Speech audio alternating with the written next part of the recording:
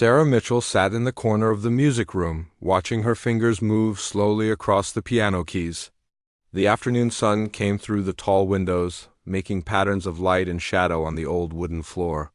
She was 17 years old, with long brown hair that she always kept pulled back in a simple ponytail. Her eyes were green, and they always seemed to be looking down at her hands or at the music sheets in front of her. Mrs. Henderson, her piano teacher, stood nearby listening.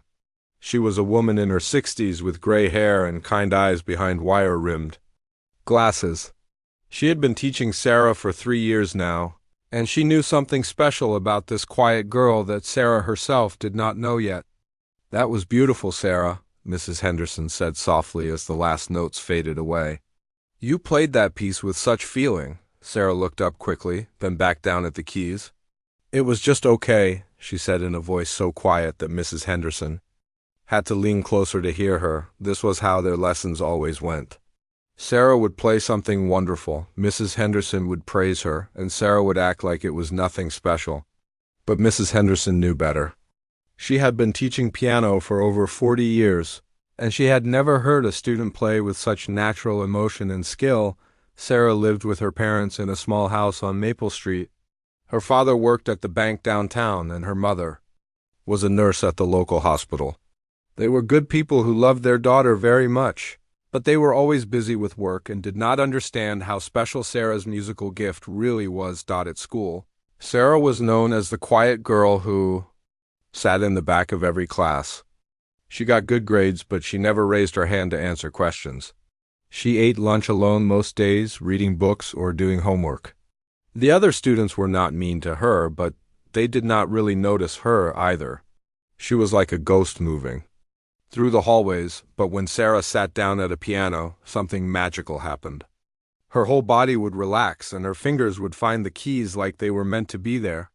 She could play classical pieces that she had only heard once or twice. She could take a simple melody and make it sound like it was telling a story, full of joy or sadness or hope. Mrs. Henderson had been trying for months to get Sarah to perform in public. Every time she brought up the idea, Sarah would shake her head and change the subject. The thought of playing in front of people made her stomach feel sick and her hands shake. "Sarah," Mrs. Henderson said that day, "I want to talk to you about something important." Sarah's hands stopped moving on the keys. She knew what was coming. "The community center is having their annual talent showcase in 6 weeks," Mrs. Henderson continued. "I think you should participate." "No," Sarah said immediately, her voice a little louder than usual. "I can't do that. I can't play in front of people." Mrs. Henderson sat down on the bench next to Sarah. "Why not? You play beautifully. People would love to hear your music." Sarah's hands were shaking now. "What if I forget the music? What if I make mistakes? What if everyone thinks I'm terrible?" "Sarah, listen to me," Mrs. Henderson said gently. "I have been teaching music for a very long time. I know talent when I see it, and you have something very special. But if you keep hiding it, no one will ever know how wonderful you are." Sarah felt tears starting to form in her eyes. "I just can't. I'm sorry, Mrs. Henderson, but I just can't." Mrs. Henderson was quiet for a moment, then she had an idea. "What if I promised you could play something very simple? Something you know so well that you could play it in your sleep?" Sarah looked at her teacher. "Like what?" "For Elise," Mrs. Henderson said. "You know that piece perfectly? You could play the basic version, nothing fancy. Just a simple, beautiful performance that would last maybe 3 minutes."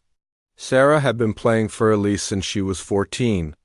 It was one of the first classical pieces she had learned, and she could play it without even thinking about it.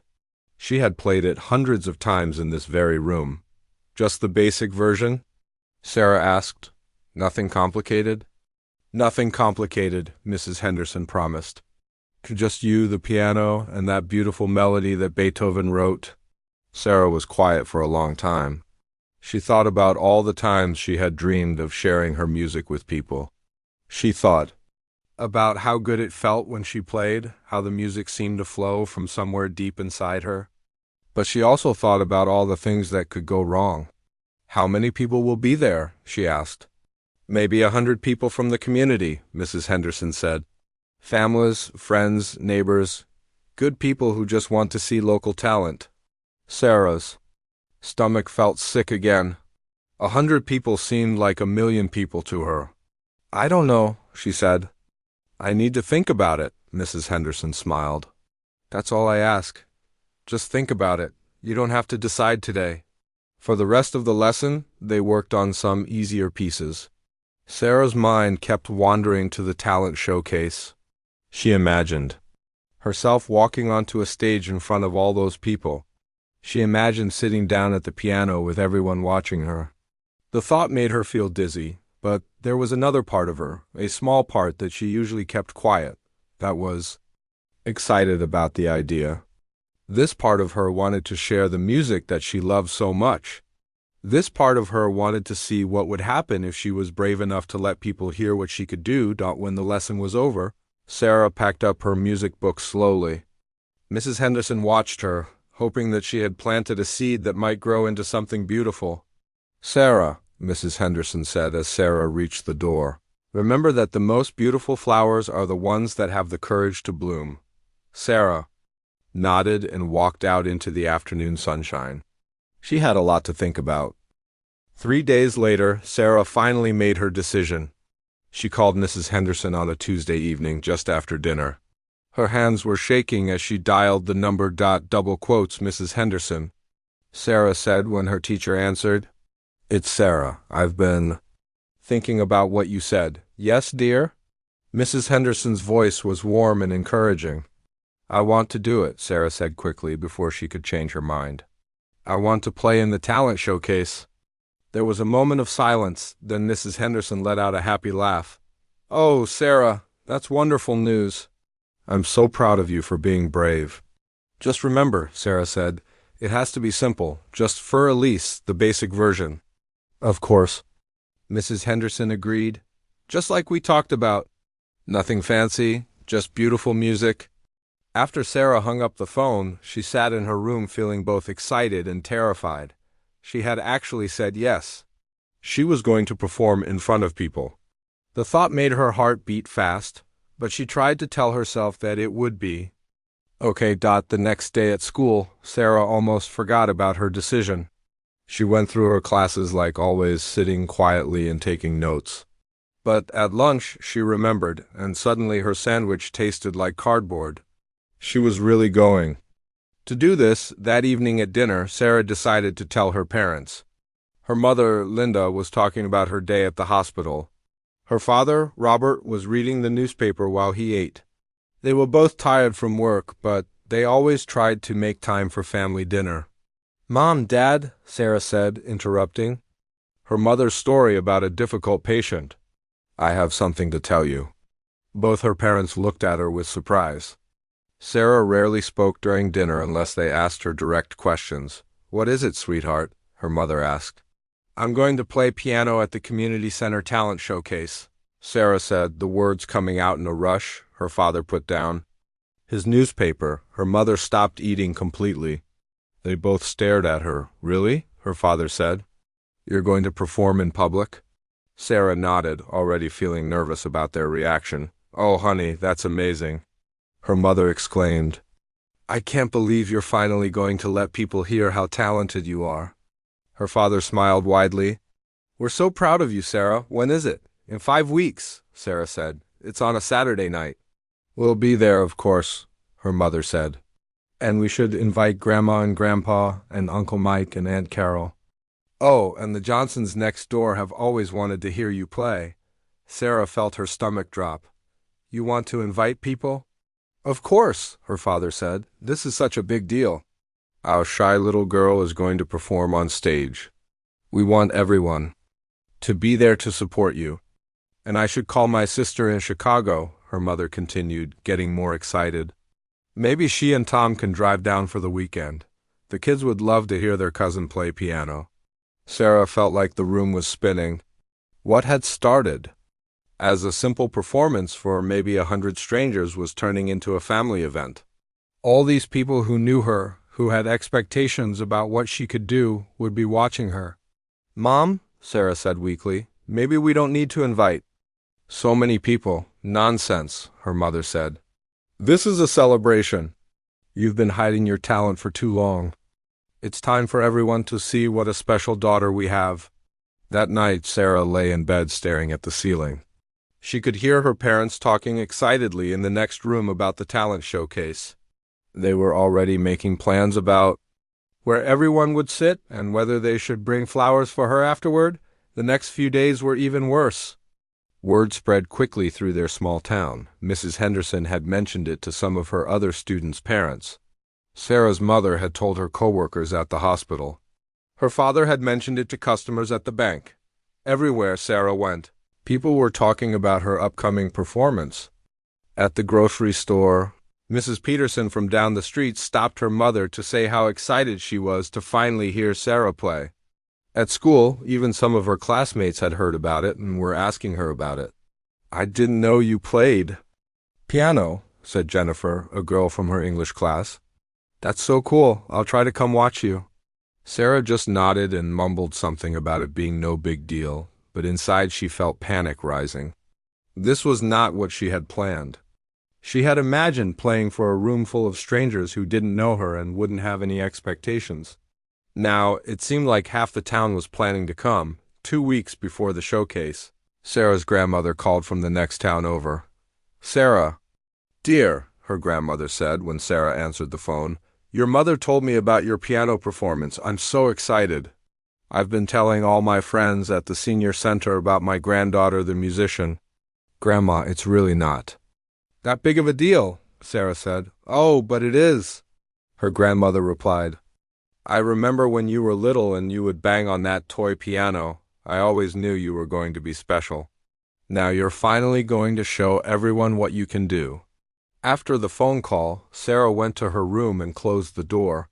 She sat at her desk and put her head in her hands. What had she gotten herself into? The pressure was building every day. People at school were asking her what she was going to play. Her parents were discussing whether to make a video of the performance. Her mother had even bought a new dress for the occasion. I want to look nice for your big night, her mother had said, showing Sarah the blue dress she had bought. This is such an important moment for our family. Sarah began practicing Für Elise every day, but instead of feeling more confident, she felt more nervous. Every time she played it, she heard mistakes that she had never noticed before. Her fingers felt clumsy. The simple piece that she had played hundreds of times suddenly seemed difficult and complicated. At her lesson, the week before the showcase, Mrs. Henderson noticed that Sarah seemed tense. You're playing the notes correctly, Mrs. Henderson said, but the music sounds worried. What's wrong? Sarah stopped playing and looked at her teacher. Everyone's coming, she said. My whole family, people from school, neighbors, everyone's talking about it like it's going to be this amazing thing. Mrs. Henderson sat down beside her. And that scares you? What if I disappoint them? Sarah asked. What if I'm not as good as they think I am? What if I mess up and embarrass everyone? Mrs. Henderson was quiet for a moment. Sarah, let me tell you something. When you sit down at that piano, it's not about anyone else. It's about you and the music. All those people are coming because they care about you, not because they expect you to be perfect. But what if I forget the music? Sarah asked. You won't, Mrs. Henderson said confidently. You know Für Elise better than you know your own name. Trust yourself. But as Sarah walked home that day, she wasn't sure she could trust herself at all. The weight of everyone's expectations felt heavier than ever. The morning of the talent showcase arrived gray and cloudy. Sarah woke up before her alarm clock went off, her stomach already feeling sick with worry. She had barely slept the night before, tossing and turning as she imagined all the things that could go wrong. She got dressed slowly, putting on the simple black dress her mother had picked out for her. Her hands were shaking so much that she could barely button it. In the mirror, she looked pale and scared. Downstairs, her parents were already awake and excited. Her father was making pancakes, which he only did on special occasions. Her mother was humming while she set the table with their good dishes. Good morning, our little star, her mother said cheerfully when Sarah came into the kitchen. How did you sleep? Fine, Sarah lied, sliding into her chair at the breakfast table. I called your grandmother last night, her father said, flipping a pancake. She's driving down. This morning with Uncle Mike and Aunt Carol. They should be here around noon. Sarah's stomach twisted. She had forgotten that more family was coming to town just for her performance. And the Johnsons asked if they could bring their daughter Emma home from college to hear you play, her mother added. Isn't that sweet? Emma is studying music at the university? Sarah felt worse and worse. Emma Johnson was 4 years older than Sarah and had always been known as the musical one in the neighborhood. She had played violin in high school and now she was studying music in college. The idea of performing in front of someone who actually knew about music made Sarah feel sick. Mom, Sarah said quietly, maybe I shouldn't do this. Both her parents stopped what they were doing and looked at her. What do you mean, honey? Her mother asked. I mean, maybe I should call Mrs. Henderson and tell her I can't perform tonight, Sarah said. I don't think I'm ready. Her father sat down at the table beside her. Sarah, it's normal to be nervous before a big performance. But you've been practicing. For weeks, you know that piece perfectly. But what if I forget it? Sarah asked. What if I mess up in front of everyone? Then you mess up, her mother said gently. And everyone will still love you and be proud of you for trying, but Sarah couldn't be comforted.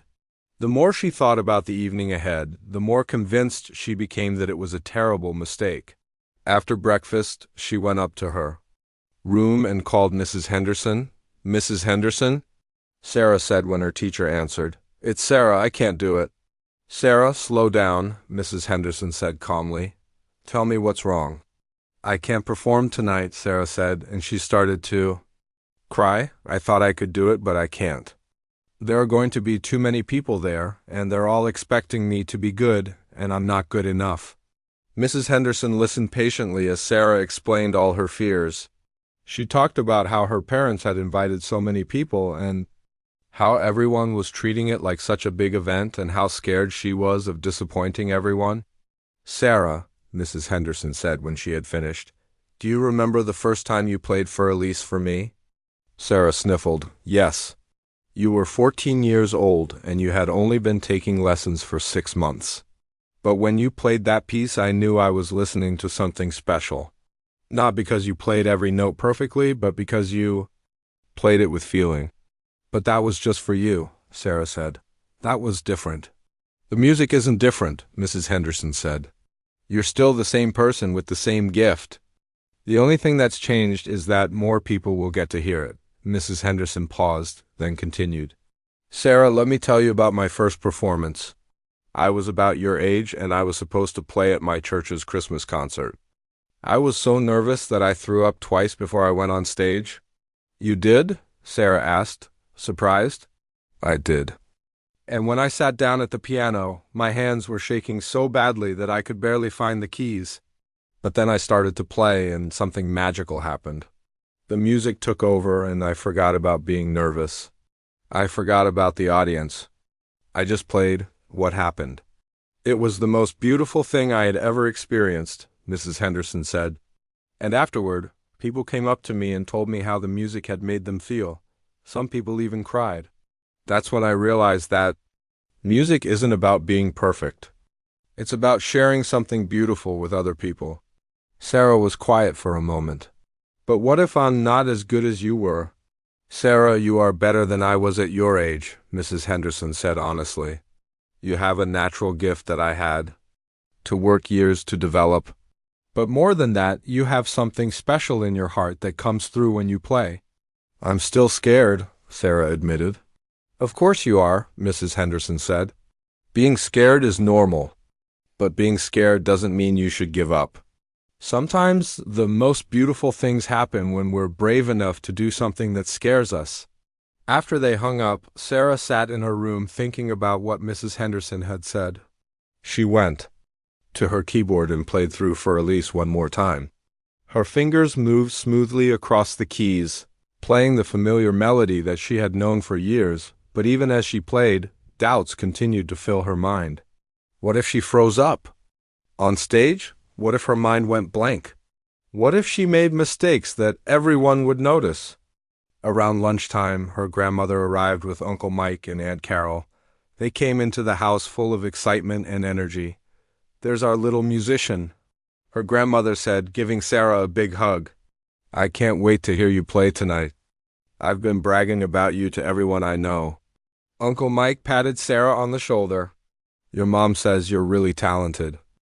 I brought my camera to record your performance so we can watch it over and over." Sarah felt the familiar sick feeling in her stomach. A recording meant that if she messed up, it would be captured forever. Aunt Carol, who taught elementary school music, sat down with Sarah on the couch. "Your mother told me you're playing Für Elise. That's a beautiful piece. I played it when I was in college." "You did?" Sarah asked. "Oh yes, it's a classic. Everyone loves that piece. The melody is so recognizable and moving. You picked the perfect song for your first performance." As the afternoon went on, more and more people called or stopped by the house. The mailman mentioned that he had heard about Sarah's performance and hoped it went well. Mrs. Peterson from down the street brought over a bouquet of flowers for after the show. Even Sarah's cousin Emma called from college to wish her luck. By dinner time, Sarah felt like she was drowning in everyone's expectations and excitement. Her family was treating her like she was already a famous musician. They kept talking about how proud they were and how exciting it was going to be. "Maybe we should eat at the restaurant after the show to celebrate," her mother suggested during dinner. "Great idea," her father agreed. "We should make a night of it." Sarah barely touched her food. The more excited everyone got, the more convinced she became that she was going to disappoint them all. As the time for the talent showcase got closer, Sarah's nerves got worse and worse. She kept going to the bathroom because her stomach was so upset. Her hands were cold and shaky. She felt like she might throw up. An hour before they were supposed to leave for the community center, Sarah made one last desperate phone call to Mrs. Henderson. "I really can't do this," she said, crying again. "Please tell them I'm sick. Tell them anything. I just can't go through with it." Mrs. Henderson was quiet for a long moment. Then she said, "Sarah, I want you to listen to me very carefully. You have spent 3 years developing a beautiful gift. Tonight you have the chance to share that gift with people who care about you. Yes, you might make a mistake. Yes, you might feel nervous. But you might also create something magical." "But what if I don't?" Sarah asked. "Then you will have been brave enough to try," Mrs. Henderson said. "And that's something to be proud of, no matter what happens." Sarah hung up the phone and looked at herself in the mirror. Her face was red from crying and she looked terrified. But somewhere deep inside, she knew that Mrs. Henderson was right. She had come too far to give up now. 30 minutes later, her family was loading into the car to drive to the community center. Sarah sat in the back seat, her hands folded in her lap, trying to calm her racing heart. She was really going to do this, whether she felt ready or not. The community center parking lot was already full when they arrived. Sarah's family had to park across the street, and as they walked toward the building, Sarah could see through the big windows that the main hall was packed with people. Her legs felt weak. "Look how many people came," her mother said excitedly. "This is going to be such a wonderful evening." Sarah's grandmother took her arm. "Are you feeling okay, dear? You look a little pale." "I'm fine," Sarah said, though she felt anything but fine. Her mouth was dry and her palms were sweaty. Inside the community center, the atmosphere was buzzing with excitement. There were families everywhere, chatting and laughing as they found their seats. The stage at the front of the room looked enormous. To Sarah, a single spotlight shone down on a black piano that sat in the center. Mrs. Henderson found them near the entrance. She looked elegant in a navy blue dress, her gray hair neatly styled for the special evening. "There you are," she said, giving Sarah a warm hug. "How are you feeling?" "Nervous," Sarah admitted quietly. "That's perfectly normal," Mrs. Henderson sighed. "All the best performers get nervous before they play. It means you care about doing well." She handed Sarah a program for the evening. Sarah's name was listed about halfway down. Sarah Mitchell, piano, Für Elise by Beethoven. Seeing her name printed there made it feel real in a way that scared and excited her at the same time. "There are 15 acts tonight," Mrs. Henderson explained.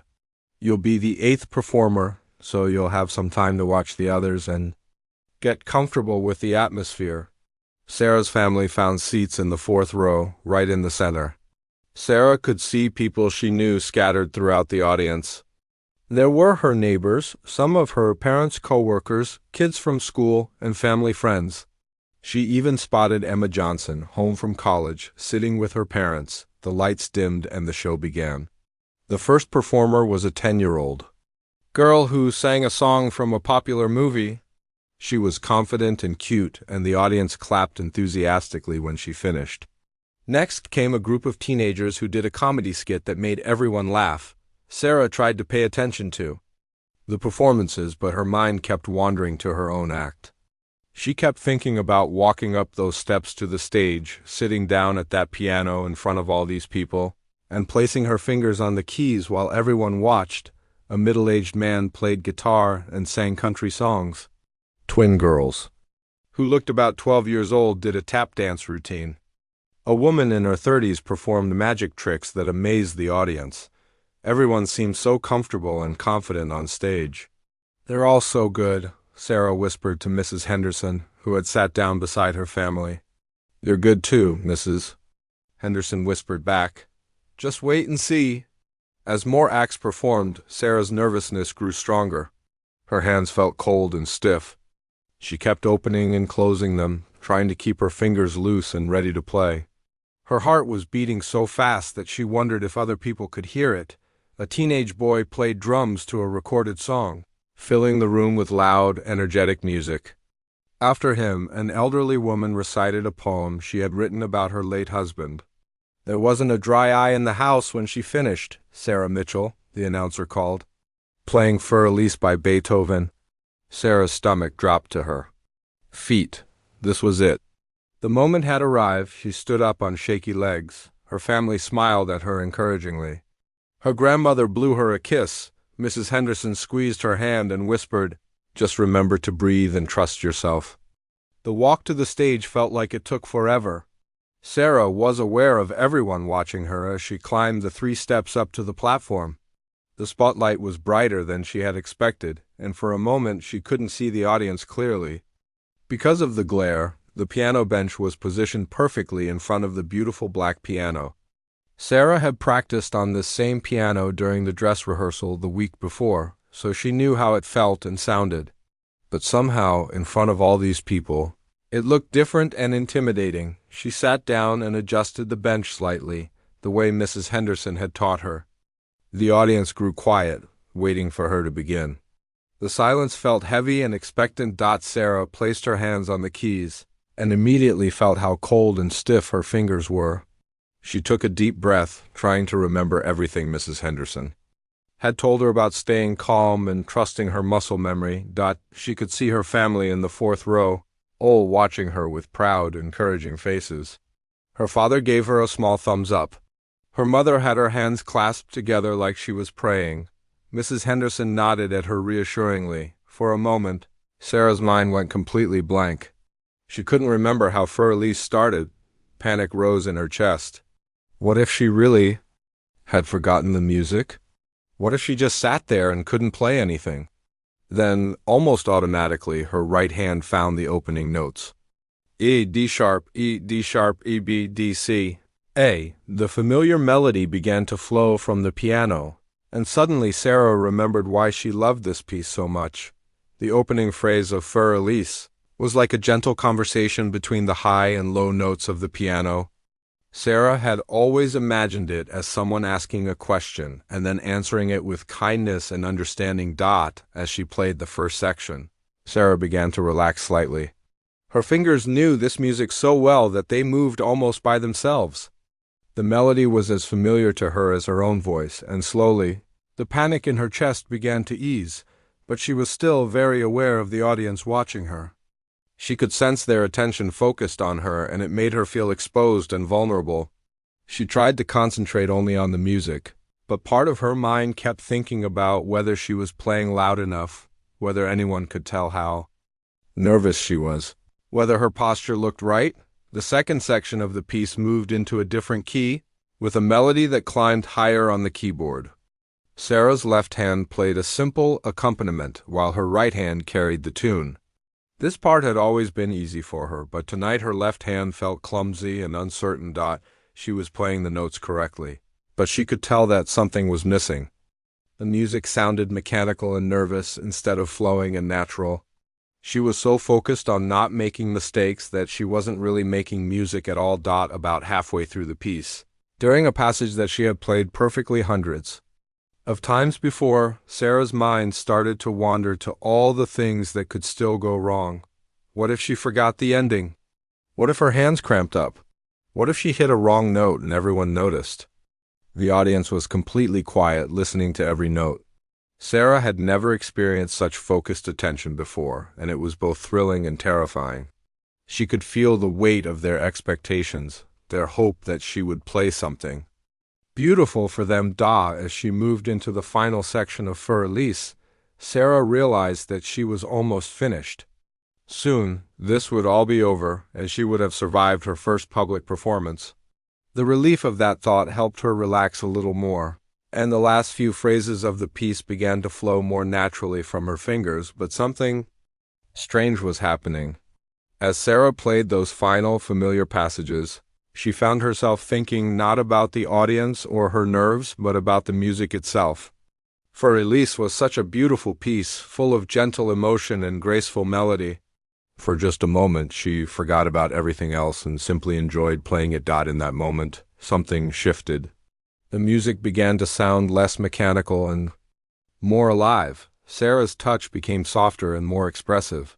The notes seemed to hang in the air longer, creating a kind of magic that filled the quiet room. The audience sensed the change too. People leaned forward slightly in their seats, drawn in by the sudden warmth and beauty of the music. Even Sarah's family, who had heard her play many times before, found themselves listening with new attention. As the final notes of Für Elise faded away, Sarah lifted her hands from the keys and sat quietly for a moment, hardly believing that she had actually done it. She had performed in public. She had made it through the entire piece without forgetting the music or making any major mistakes. The silence that followed seemed to last forever. But then something unexpected happened. As Sarah sat at the piano with her hands still resting on the keys, she didn't feel ready to stand up and leave the stage.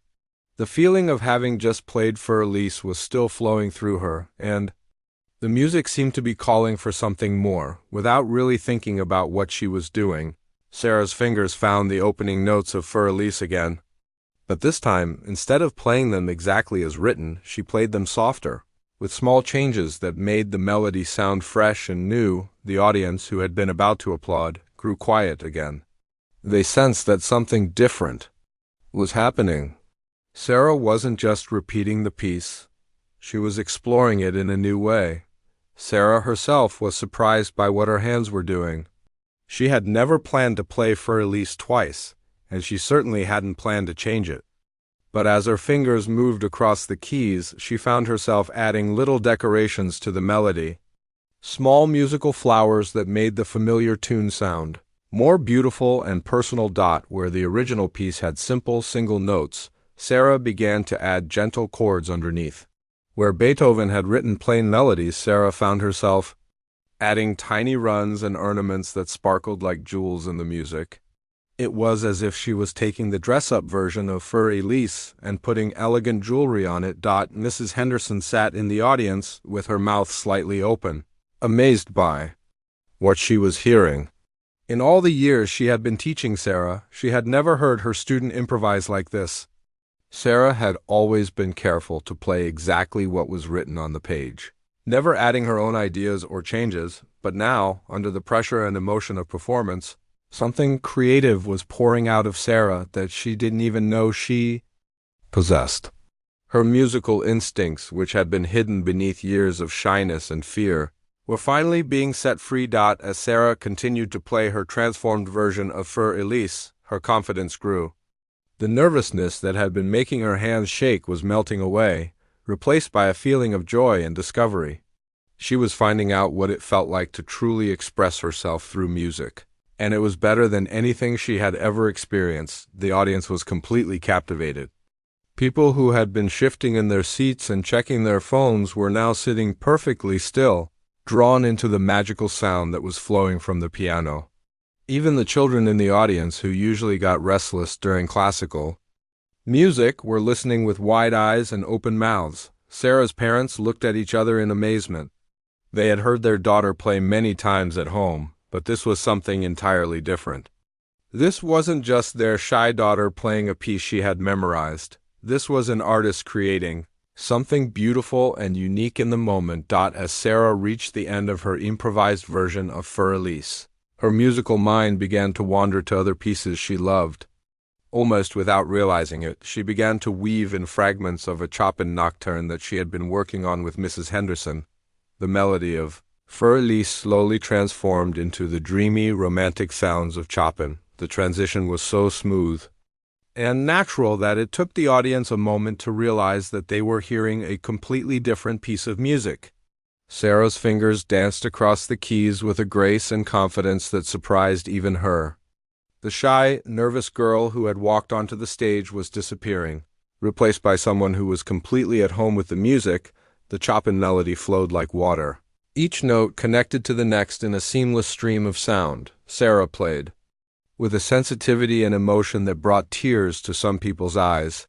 She wasn't just playing the notes, she was telling a story with the music, sharing feelings that she could never express with words. Mrs. Henderson wiped away a tear as she listened to her student perform. She had always known that Sarah had special talent, but hearing her improvise and blend different pieces together like this revealed a level of musical understanding that went far beyond what most students ever achieved. After exploring the Chopin for several minutes, Sarah's musical journey continued to evolve. Her hands began to find their way to pieces by Debussy, the French composer whose music painted pictures with sound. She played fragments of Clair de Lune, transforming the already beautiful melody with her own personal touch. The Debussy music was like moonlight on water, shimmering and mysterious. Sarah's playing captured all the magic and wonder of the original composition while adding her own sense of discovery and joy. Each note seemed to float in the air before gently settling into place. By now, the audience was completely under Sarah's spell. The community center, which had been filled with the usual sounds of a crowd, coughing, rustling programs, whispered conversations, was now so quiet that you could hear every tiny detail of the music.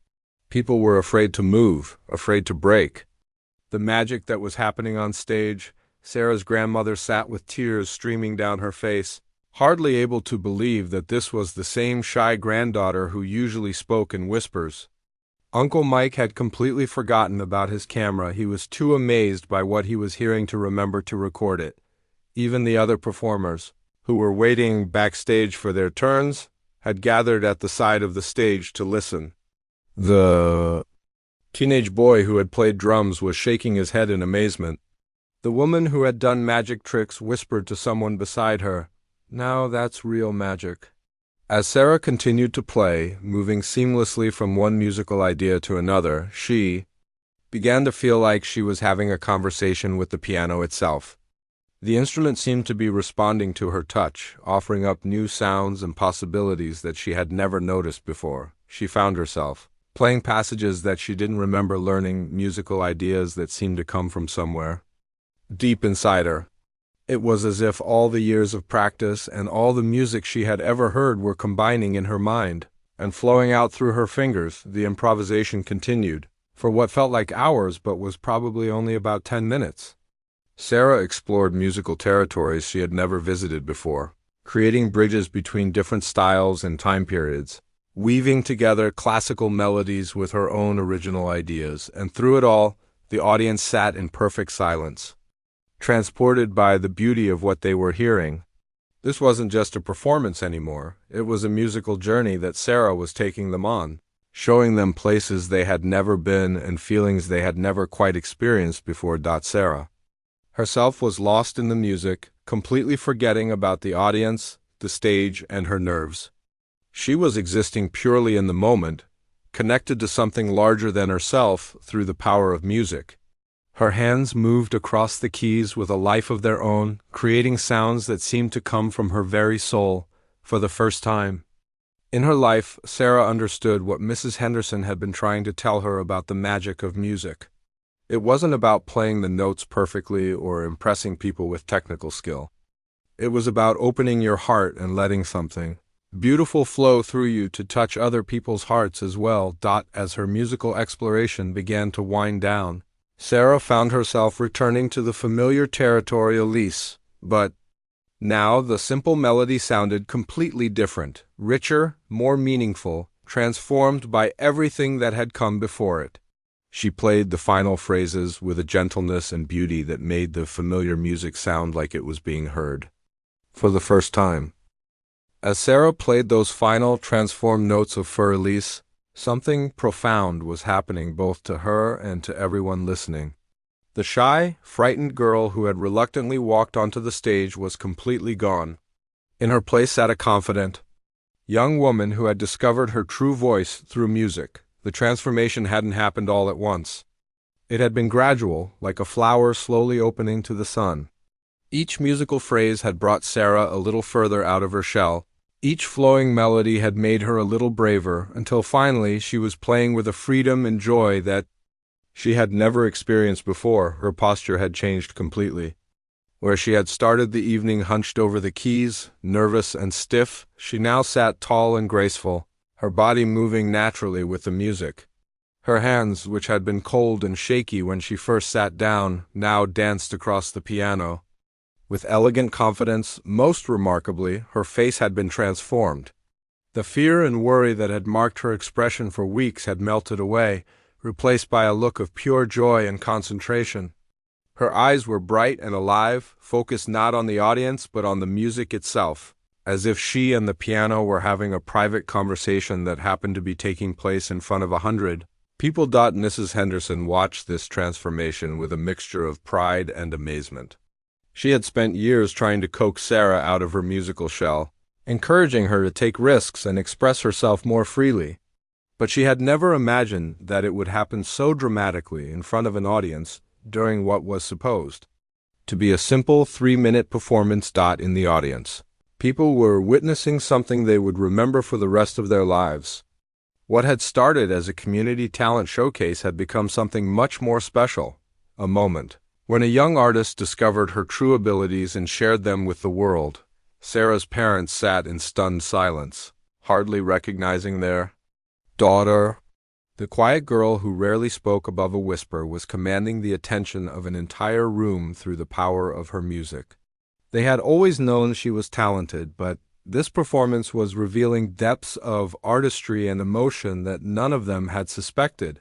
Her grandmother was crying openly now, remembering the little girl who used to bang on a toy piano and somehow always find the right notes.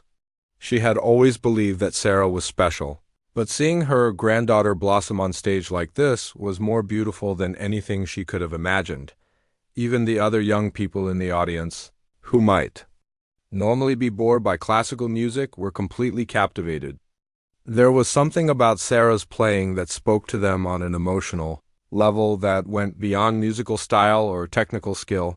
She was communicating pure feeling through the piano, and that kind of honesty was impossible to ignore. As Sarah continued her musical journey, weaving together different pieces and adding her own creative touches, she began to understand things about music that she had never grasped before.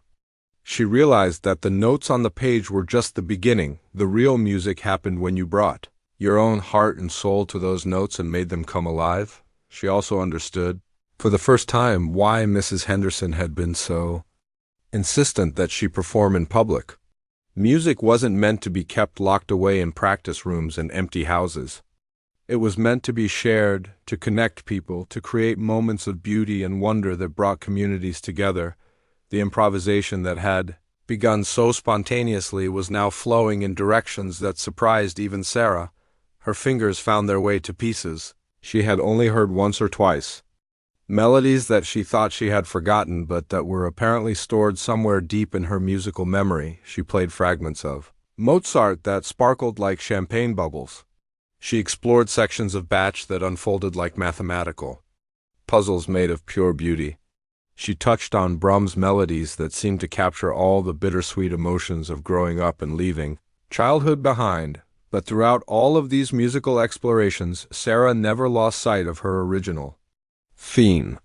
For Elise remained the thread that connected everything together, appearing and reappearing in different forms throughout her performance, like a familiar friend showing up in unexpected places. Sometimes she would play the Beethoven melody in a major key instead of minor, making it sound bright and celebratory. Other times she would slow it down and play it in the bass notes of the piano, making it sound deep and mysterious. Each variation revealed new possibilities hidden within the familiar tune. The audience was experiencing something that very few people ever get to witness: the birth of an artist. They were seeing the exact moment when Sarah Mitchell stopped being a nervous student and became a musician. It was like watching a butterfly emerge from its cocoon, beautiful and slightly miraculous. Mrs. Henderson found herself thinking about all the great performers she had seen over the years. She had attended concerts by famous pianists in major concert halls, and she had heard recordings by legendary musicians from throughout history. But she had rarely experienced anything as moving as what was happening right now on the simple stage of the community center. There was something pure and honest about Sarah's performance that touched people's hearts in a way that technical perfection never could. She wasn't trying to impress anyone or show off her skills. She was simply sharing her love of music, and that generosity of spirit was more powerful than any display of virtuosity. As Sarah's musical exploration continued, she began to incorporate elements that were entirely her own creation. Phrases and harmonies that existed nowhere in the classical repertoire flowed from her fingers as naturally as if she had been composing music her entire life. These original musical ideas weren't complicated or showy. They were simple and beautiful, growing organically out of the classical themes she had been playing. It was as if Sarah was having a conversation with the great composers of the past, adding her own voice to theirs in a dialogue that spanned centuries. The community center had become completely silent except for the sound of the piano. Even the staff members who usually bustled around during performances had stopped their work to listen. Everyone present understood that they were witnessing something extraordinary, a once-in-a-lifetime moment that would be talked about for years to come. Sarah herself was now completely lost in the music, existing in a state of pure creative flow that she had never experienced before. Time seemed to have stopped. The audience, the stage, even her own nervous fears had all disappeared. There was only the music and the incredible feeling of giving voice to emotions and ideas that had been locked inside her for years. Her hands moved across the keys with increasing confidence and fluency, finding new combinations of notes and rhythms that perfectly expressed what she was feeling. She was no longer playing someone else's music. She was creating her own musical language, one that spoke directly from her heart to the hearts of everyone listening. And as this remarkable transformation reached its peak, Sarah began to guide her improvisation toward its conclusion, preparing to bring this magical musical journey to an end. But she would do so in a way that would leave the audience and herself forever changed. As Sarah began to bring her extraordinary musical journey to a close, she found herself returning once more to the gentle, familiar melody of Für Elise, but this final statement of the theme was different from anything that had come before. It seemed to contain all the musical discoveries she had made during her performance, all the emotions she had explored, all the courage she had found within herself. She played the opening phrase with incredible tenderness, each note carefully placed like a precious gem. The melody floated through the air with such beauty that several people in the audience felt tears spring to their eyes without quite understanding why. It was as if Sarah was saying goodbye to her old, frightened self and hello to the artist she had just discovered herself to be. The community center had become so quiet that every tiny detail of the music could be heard perfectly. The soft whisper of Sarah's fingers on the keys, the gentle sustain of each note as it faded into silence, the almost inaudible breath she took between phrases. Everything combined to create an atmosphere of pure magic. Mrs. Henderson sat motionless, hardly daring to breathe. In 40 years of teaching music, she had never heard anything quite like this. Sarah wasn't just playing Für Elise anymore. She was creating something entirely new while still honoring the beauty of Beethoven's original composition. It was like watching a master painter take a simple sketch and transform it into a masterpiece. Sarah's parents were holding hands without realizing it, both of them overcome by the beauty of what their daughter was creating. They had driven to the community center that evening expecting to hear a nervous 3-minute performance by their shy child. Instead, they were witnessing the emergence of a true artist, someone who could touch people's souls through the power of music. As Sarah played the final phrases of her transformed Für Elise, she slowed the tempo even more, allowing each note to hang in the air like a perfect moment suspended in time. The melody seemed to be climbing higher and higher, reaching toward something beautiful and infinite, before finally settling into the most gentle and peaceful conclusion imaginable. The last note, a simple, soft E played high on the keyboard, faded slowly into complete silence. Sarah's hands remained poised above the keys for several seconds, as if she couldn't quite believe that the music had ended. She looked down at her fingers with surprise, almost as if they belonged to someone else. Then she lifted her hands completely and placed them in her lap, sitting perfectly still as the final echoes of the music disappeared into the hushed space of the community center. What followed was the most profound silence that anyone in that room had ever experienced.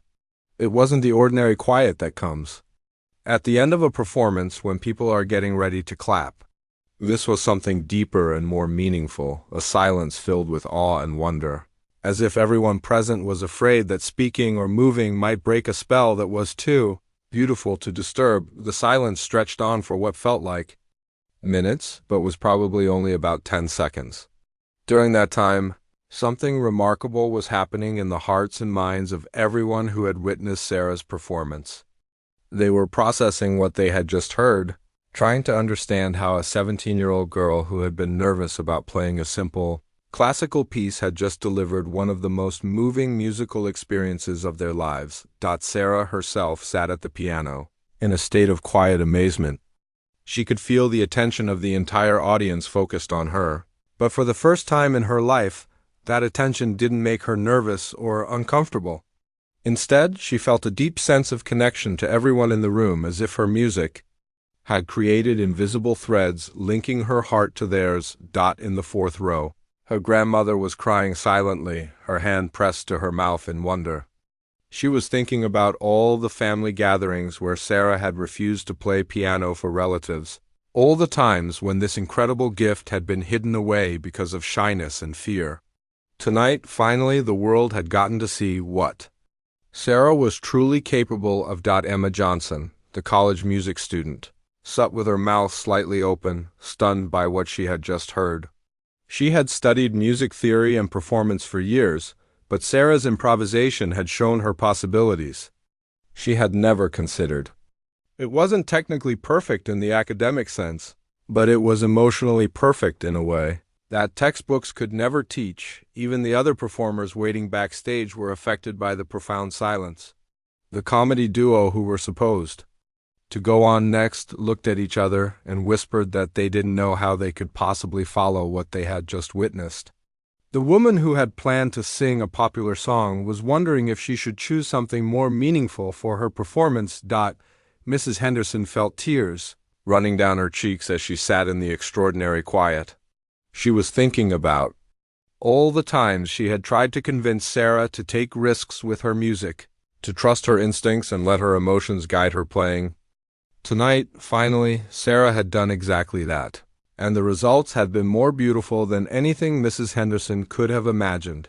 The silence continued, filled with a sense of reverence that usually only occurs in churches or other sacred spaces. People were afraid to be the first to break it, afraid to move from this perfect moment back into the ordinary world of programs and announcements and everyday life. Some audience members were thinking about their own hidden talents and dreams, wondering if they had the courage to share their gifts with the world the way Sarah had just done. Others were simply overwhelmed by the pure beauty of what they had experienced, feeling grateful to have been present for such a magical moment. Children in the audience, who usually got restless during long performances, sat perfectly still with wide eyes, somehow understanding that they had just witnessed something special even if they couldn't put it into words. Finally, after what seemed like an eternity of perfect silence, someone in the back of the room began to clap.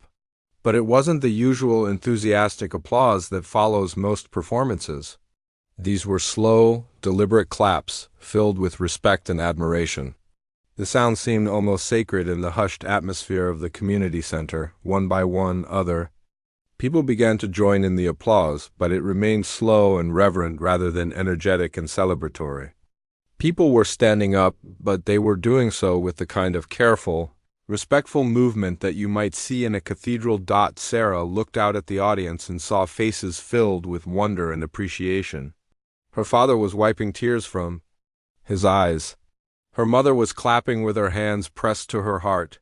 Mrs. Henderson was beaming with pride and joy, her own eyes bright with tears.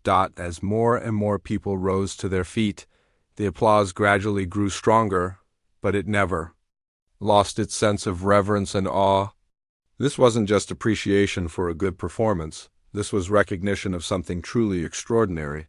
A moment when ordinary life had been transformed into something magical through the power of music. Sarah stood up slowly from the piano bench, still feeling like she was in a dream. She had come to the community center that evening expecting to struggle through a nervous 3-minute performance. Instead, she had discovered abilities within herself that she never knew existed, and she had shared something beautiful with her community that would be remembered for years to come. As she took a small bow, still overwhelmed by what had just happened, Sarah realized that her life had just changed forever. She was no longer the shy girl who hid her talents from the world. She was an artist, a musician, someone who could create moments of beauty and wonder that touched other people's hearts. The applause continued, washing over her like a warm embrace from her entire community, and Sarah finally understood what Mrs. Henderson had been trying to tell her all along. Music wasn't something to be afraid of, it was something to be shared, something that could bring people together and create experiences that were larger and more beautiful than anything one person could achieve alone. The applause finally began to fade, but people remained standing, reluctant to let the moment end completely. Sarah walked slowly down the steps from the stage, still feeling like she was floating rather than walking. The girl who had climbed those same steps 30 minutes earlier, nervous and shaking, was gone forever. In her place was a young woman who had discovered her true voice and the courage to share it with the world. As Sarah reached her family, they surrounded her with hugs and congratulations, but their voices were still hushed with awe. Her grandmother held her tightly and whispered, "I knew you were special, but I had no idea how special." Her parents looked at her with new eyes, seeing their daughter not just as the quiet child they had raised, but as an artist with extraordinary gifts. Mrs. Henderson made her way through the crowd to reach Sarah, her face glowing with pride and amazement. "Sarah," she said, taking both of the girl's hands in her own, "what you just did was remarkable. In all my years of teaching, I have never heard anything quite like that." "I don't know what happened," Sarah said quietly, her voice still filled with wonder. "I was just going to play Für Elise like we practiced, but then something else took over." "That something else was your true musical soul," Mrs. Henderson replied. "It was always there, waiting for the right moment to emerge. Tonight you finally trusted yourself enough to let it out." People began approaching Sarah throughout the evening, each wanting to share how her performance had affected them. The elderly woman who had recited poetry earlier told Sarah that her music had reminded her of the first time she had fallen in love. A young father said that listening to her play had made him think about all the dreams he had put aside when he got busy with work and family. Emma Johnson, the college music student, waited until most of the crowd had dispersed before approaching Sarah. "I study music at the university," she said, "and I've heard a lot of talented people perform. But what you did tonight was different. You weren't just playing music, you were creating it right there in the moment." That's something that can't be taught. Word about Sarah's performance spread quickly through the small town in the days that followed.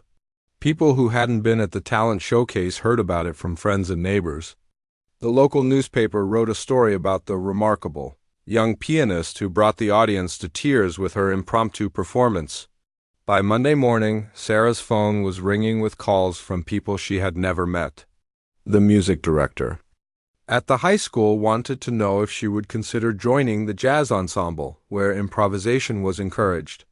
The organist at the largest church in town asked if Sarah would be interested in playing for special services. Most surprisingly, Sarah received a call from Dr. Margaret Phillips, the director of admissions at the State University's music school. She had heard about Sarah's performance from Emma Johnson and wanted to arrange an audition. "We're always looking for students who have not just technical skill, but also genuine musical creativity," Dr. Phillips explained. "From what I've heard about your performance, you have both in abundance." But the most important change wasn't. In all the opportunities that were suddenly opening up for Sarah, the most important change was in Sarah herself. The crippling shyness that had defined her for 17 years was melting away, replaced by a quiet confidence that came from knowing she had something valuable to offer the world. At school, teachers and classmates who had barely noticed her before were approaching her with new interest and respect. "I heard you play piano at the community center," said Jennifer from her English class. "That's so cool. I wish I had a talent like that." For the first time, Sarah found herself actually enjoying these conversations instead of hiding from them. "Everyone has talents," she told Jennifer. "Sometimes it just takes a while to find the courage to share them." Mrs. Henderson noticed the change immediately at their next lesson. Sarah sat down at the piano with a posture and presence that was completely different from before. When she played, her music had a new depth and expressiveness that came from someone who was no longer afraid to put her emotions into her performance. "I want to learn more about improvisation," Sarah told her teacher. "What I did at the talent showcase felt so natural and right. I want to understand how to do it better." Mrs. Henderson smiled. "Improvisation can't really be taught in the traditional sense," she said. "But I can show you some techniques and give you frameworks to work within. The most important thing you've already discovered: the courage to trust your musical instincts." 3 weeks after the talent showcase, Sarah made a decision that would have been unthinkable just a month earlier. She volunteered to play piano for the school spring concert, not just as an accompanist for the choir, but as a featured soloist performing her own arrangement of several classical pieces. When the night of the spring concert arrived, Sarah walked onto the stage with calm confidence. She had learned that performing wasn't about being perfect or impressing people. It was about sharing something beautiful and connecting with the audience through music. Her performance that night was even more remarkable than what she had done at the community center. Having time to prepare and practice, she created a sophisticated medley that seamlessly blended classical themes with her own original musical ideas. The high school auditorium was packed, with many people coming specifically to hear the girl who had become famous for her magical performance at the talent showcase. After the concert, Dr. Phillips, who had driven down from the university to hear Sarah play, offered her a full scholarship to study piano performance and composition. "You have a rare gift," she told Sarah. "Not just the ability to play music beautifully, but the courage to make it your own. That's what true artistry is all about." Sarah's parents, who had always supported her music lessons without really understanding their importance, now saw how music could be a pathway to opportunities they had never imagined for their daughter. More importantly, they saw how much happier and more confident Sarah had become since discovering her true abilities. As her senior year of high school progressed, Sarah found herself thinking often about that night at the community center when her life had changed so dramatically. She realized that Mrs. Henderson had been right when she said that music was meant to be shared. Her performance hadn't just transformed her own life, it had created a moment of beauty and wonder that had touched everyone who was there to witness it. The shy, frightened girl who had reluctantly agreed to play a simple tune was gone forever. In her place was a confident young woman who understood that her musical gifts were not just for her own enjoyment, but were something she could use to bring joy and inspiration to others. Years later, when Sarah had become a professional musician and music teacher herself, she would often tell her own students about that transformative night at the community center. She would encourage them not to hide their talents out of fear, but to find the courage to share their gifts with the world. Music, she would say, is like a language that speaks directly to people's hearts. When you're brave enough to share your music honestly and openly, you create connections and moments of beauty that can change lives, not just your own, but the lives of everyone who hears you. And sometimes, when she wanted to inspire a particularly shy student, Sarah would sit down at the piano and play her own arrangement of Für Elise, the piece that had started it all, transformed into something uniquely her own as the music filled the room. She would remember that magical night when a simple tune had changed everything, and she would smile, knowing that music would always have the power to transform fear into courage, silence into song, and ordinary moments into something extraordinary.